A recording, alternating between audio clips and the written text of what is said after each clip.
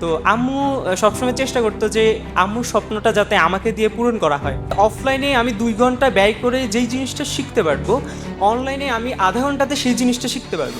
আর আমার অ্যাডমিশন জার্নির ক্ষেত্রে আমি সবসময় একটা লাইনে মনে রাখতাম যে কখনো না পড়ে যাওয়ার মাঝে বীরত্ব নেই, পড়ে গিয়ে আবার উঠে দাঁড়ানোর মাঝেই রয়েছে আসল বীরত্ব। আসলে আই এডুকেশনের সাথে আমার জার্নিটা দশম শ্রেণী থেকে। আমি একটু অনলাইন ডিপেন্ডেন্ট ছিলাম পড়ালেখার ক্ষেত্রে। সো আমি সবসময় মানে পড়ালেখার ক্ষেত্রে অনলাইনটাকেই বেছে নিতাম, কারণ আমার মনে হতো যে অফলাইনে আমি 2 ঘন্টা ব্যয় করে যেই জিনিসটা শিখতে পারবো, অনলাইনে আমি আধা ঘন্টাতে সেই জিনিসটা শিখতে পারবো।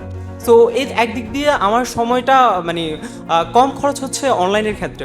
সো সবসময় এই কারণে আমি অনলাইনটাকে বেছে নিতাম। তো ক্লাস 10 থেকেই আমি মূলত আই এডুকেশনের ক্লাস দেখা শুরু করি। তারপর যখন অ্যাডমিশনের সময় আসে, তখন অ্যাডমিশনের সময় আমি কোনো অফলাইনে কোচিং করি নাই। আমার পড়ালেখাটা ছিল পুরো অনলাইন কেন্দ্রিক। আমার স্বপ্ন ছিল, ছোটোবেলা থেকেই স্বপ্ন ছিল, মানে আমার না, আম্মুর ঢাকা ভার্সিটিতে পড়ার। আম্মুর নিজেরও স্বপ্ন ছিল যে নিজে ঢাকা ভার্সিটিতে পড়বে, যদিও দুর্ভাগ্যবশত আম্মুর ঢাকা ভার্সিটিতে পড়া হয়নি। তো আম্মু সবসময় চেষ্টা করতো যে আম্মুর স্বপ্নটা যাতে আমাকে দিয়ে পূরণ করা হয়।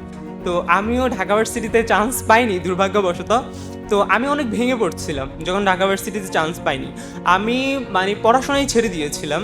তো আমি ঢাকা ভার্সিটি ছাড়া অন্য যে সকল ভার্সিটিতে পরীক্ষা দিয়েছি সবগুলো আমি উইদাউট প্রিপারেশন আমি পরীক্ষা দিয়েছিলাম।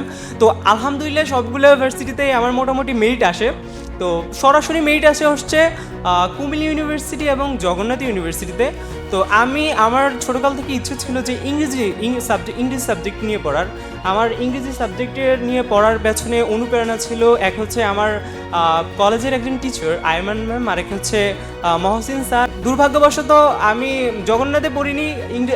আমি ভেবেছিলাম যে আমার কুমিল্লা ইউনিভার্সিটিতে ইংরেজি সাবজেক্টটা আসবে, বাট আসেনি।